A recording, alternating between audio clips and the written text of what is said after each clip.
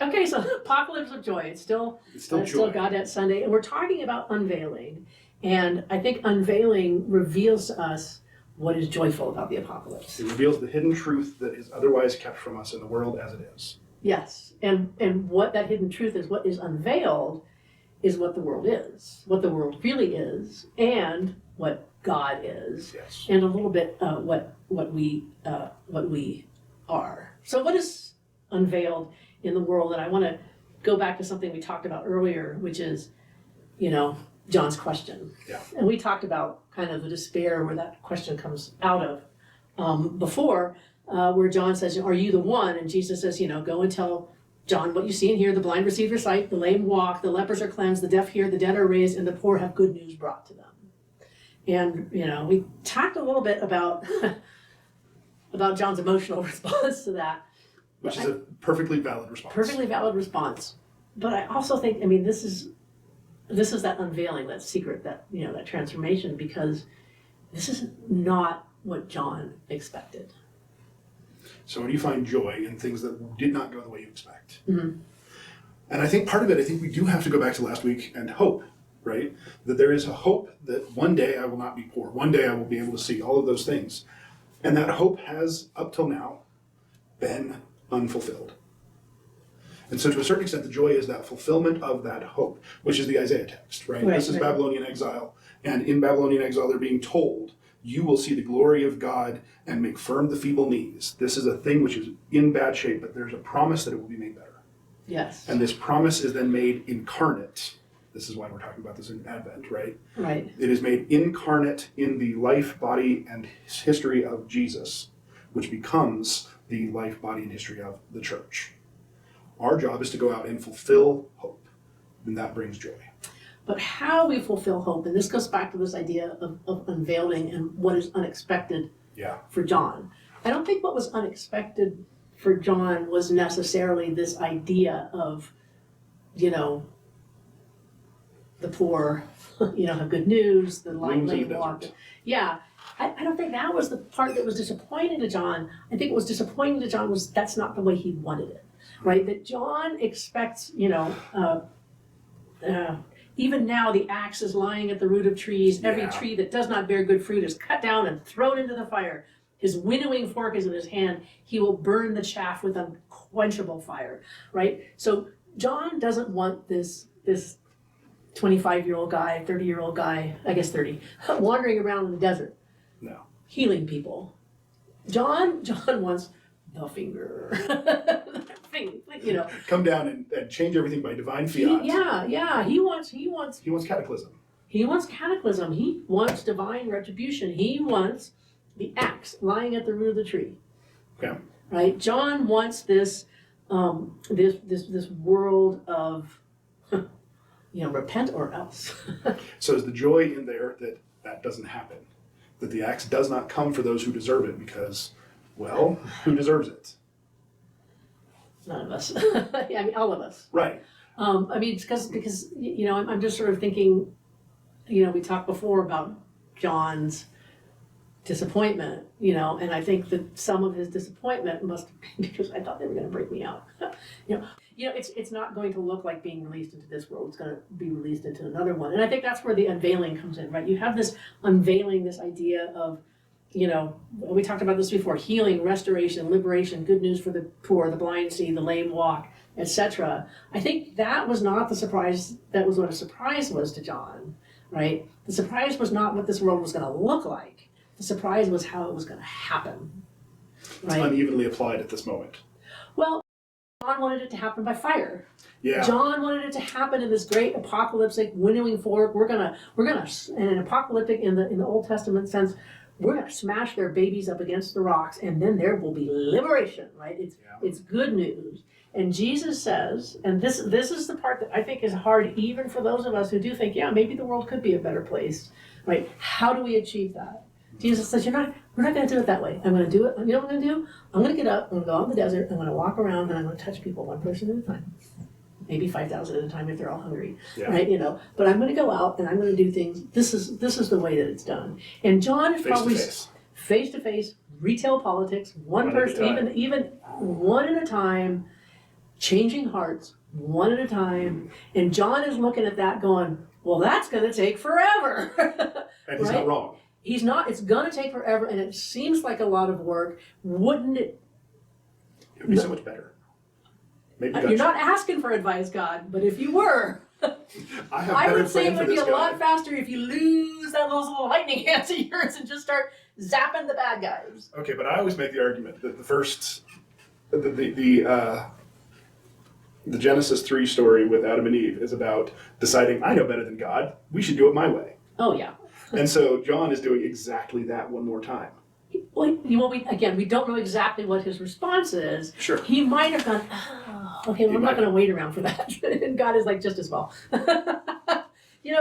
So again, the surprising thing about the apocalypse, and this is the surprising thing about the incarnation, is it's not, this big booming voice, except for occasionally. It's not thunder and lightning and deluge. It's a baby. And it's not a general with a sword in his hand. It's not a general. It's a baby. It's a baby. It's a baby, right? And so what is unveiled in the apocalypse that's surprising, the great unveiling, is not what this new world looks like. Because I think in our hearts we know what's surprising is how we get there. Mm.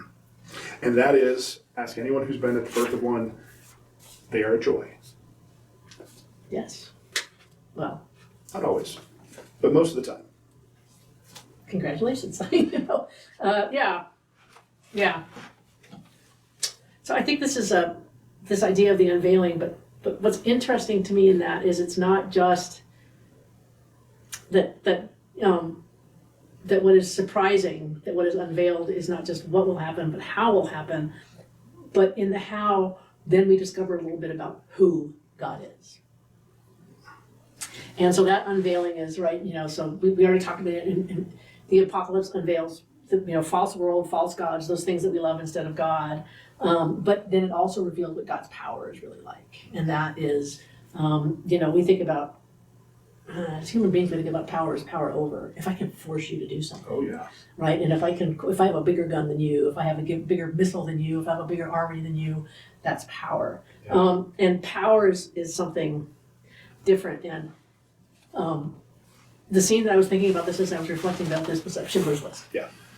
And the Amon Gatz refines. There was no way he was going to get an Oscar for that because, man, he was an evil man that you almost feel for, except he was so cruel.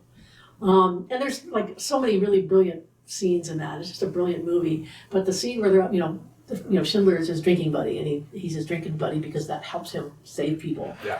He knows who's everything done with a purpose. Yeah, he knows who's on the chopping block. But Ammon is drunk, and he's like, talking about all these people out there. They're all afraid of me. Yeah. Right? I mean, he is literally the God that that John is looking for, right? Because he gets up in the morning, he walks out on the balcony, and then he just randomly shoots a couple of people from his balcony because he can. And that's power. And that's power to him. That's power. He says, I can, people, they fear me, and I know they fear me because I'm powerful, because I have life and death over them. It's very Pilate. I have the power to free you, and I have the power to kill you. It's very this world. Yeah, it is. Right? And Schindler gives what I think, and I'll try to see if I can find a link to this scene. I'm sure it's somewhere available online. But, Schindler says that's not power, right? Power is, when the man is dragged in front of the king and he's terrified, and the king, because he knows that the king can say yes, off with his head. Exactly. Says, but that's not power. That's just the king obeying the law. Yep. That's the king going along with it. Power is that the king looked at the man and says, I pardon you. Mercy is power, right? Yeah. Because violence is the way of the world.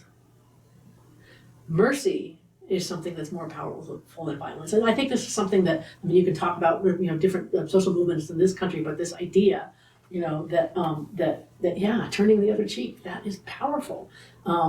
Forgiveness is powerful. It's much more powerful than retribution. Yeah. Which, again, shows up in parables, even. Yes. Parable of the Yes. 10,000 talents. Yes. The man who owes 10,000 shows up before the king, says, have mercy on me, and the king says, okay. Yes, that's power. That's power. That's God's power. And then the man goes and finds somebody who owes him a few hundred denarii, and he says, pay what you owe. And does not learn that lesson about power is in because he's a small man. Yeah. And I think this is something that, when we talk about unveiling, and you know, because go ahead. We've clouded our eyes to believe that physical might is power, that a power to direct and control is real power. Yeah. And real power is in liberation. Yes. And that liberation, that pardoning, that forgiveness of those things that bind us, that's power. To free somebody, that's real power. And this goes all the way back in our biblical stories, all the way back to Egypt, right? Mm-hmm. Does the Pharaoh have real power? No, he has to obey the law. Exactly. He obeys the system that he's built in, where he has to keep those slaves or else. And God says liberation is what power looks like. We are setting these people free. And I think that this is what's surprising in the unveiling. This, for John, is not the unveiling that this is what the new world looks like, but this is how we get there, right? That John wants God to zap people from heaven. Okay, he doesn't really want that. But that's you're wandering into that Greek Zeus thing. But he does have this winnowing fork. Oh, yes. You know, which, you know,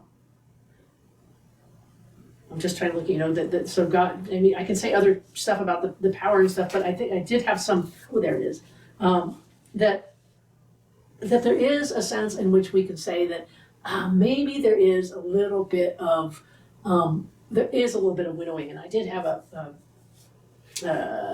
who we really are. Oh, there is a bit of reaping.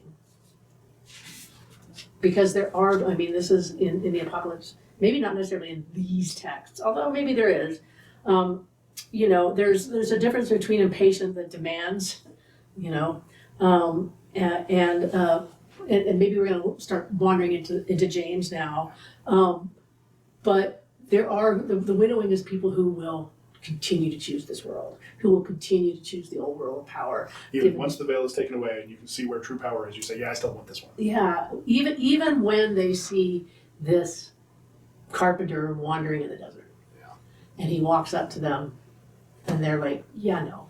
Well, and the one thing that he does over and over in all the healing stories is he begins with forgiveness, right? Yes. And so in forgiveness, the woman who is bent over in half, he forgives her sins and then brings her upright. Yes. And in response to that, the people who are there, the leaders of the synagogue, get bent out of shape themselves. That's the actual Greek word, right?